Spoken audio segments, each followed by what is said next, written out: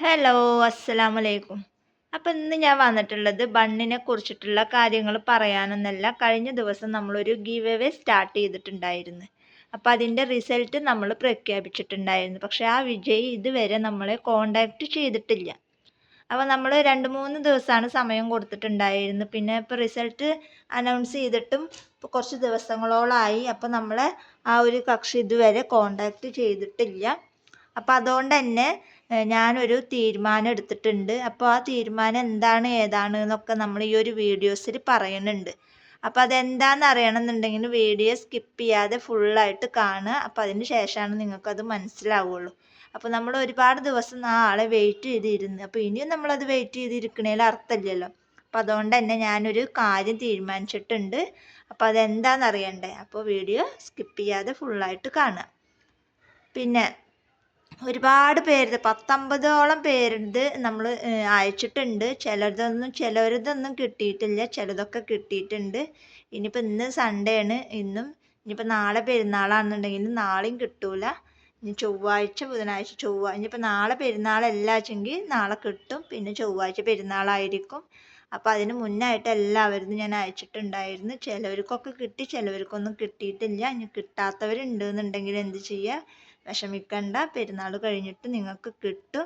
ഇതിപ്പോൾ സെയിൽ ചെയ്യാൻ ആഗ്രഹിച്ച ആളുകളാണെന്നുണ്ടെങ്കിൽ ഞാനിവിടുന്ന് പരമാവധി എൻ്റെ കഴിവിനനുസരിച്ചിട്ട് ഞാൻ ഇവിടുന്ന് അയച്ചിട്ടുണ്ടായിരുന്നു. പിന്നൊക്കെ അറിയാമല്ലോ, പെരുന്നാളുടെ തിരക്ക് എന്ന് പറഞ്ഞാൽ മൊത്തം തിരക്കാണ് നമ്മളവിടെ അല്ല, കൊറിയർ ഓഫീസിലൊക്കെ. അപ്പം അതുകൊണ്ട് തന്നെ അവർക്ക് നമ്മൾ ഇവിടുന്ന് കൊടുത്താലും അവരവിടുന്ന് ആ ദിവസം തന്നെ അയക്കണം എന്നില്ല. അപ്പം അങ്ങനെയൊക്കെ ആയിട്ടാണ് ഡിലേ വന്നിട്ടുള്ളത്.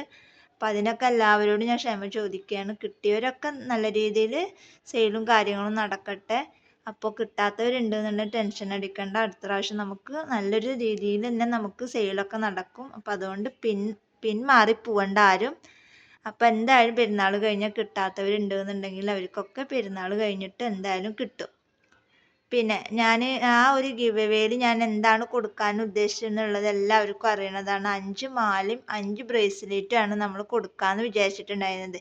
അപ്പം 5 ജെംസിൻ്റെ മാല എന്നാണ് പറഞ്ഞിട്ടുണ്ടായിരുന്നത്. അപ്പോൾ ജെംസിൻ്റെ മാലയും മറ്റേ മാലയും മിക്സഡ് ആയിട്ട് 5 മാലയും 5 ബ്രേസ്ലെറ്റുമാണ് ഞാൻ ആ വിന്നർക്ക് കൊടുക്കാൻ വേണ്ടിയിട്ട് ഉദ്ദേശിച്ചിട്ടുണ്ടായിരുന്നു. പക്ഷേ നമ്മൾ എന്തോ ആ ആൾക്ക് ഭാഗ്യമില്ലാതെ ഇരിക്കുമായിരിക്കും.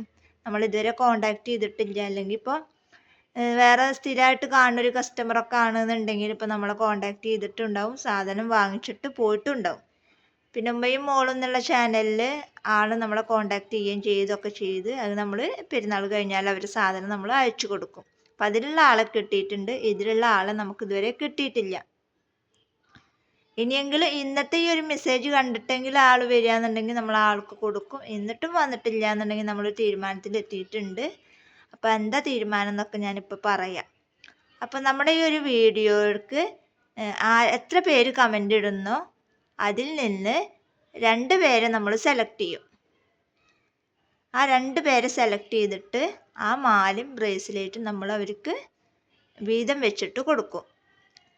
അപ്പോൾ കമൻ്റ് ഇടുക. അപ്പോൾ എത്ര ആൾ ഇതിൽ കമൻ്റ് ഇടുന്നോ ആ കമൻ്റ് ഇടുന്ന ആളുകളിൽ നിന്ന് 2 പേരെ നമ്മൾ സെലക്ട് ചെയ്തിട്ട് ആ ബ്രേസ്ലെറ്റും അതുപോലെ തന്നെ മാലയും നമ്മൾ 2 ആൾക്കും പകുതിയാക്കിയിട്ട് കൊടുക്കാനാണ് നമ്മൾ തീരുമാനിച്ചിട്ടുള്ളത്.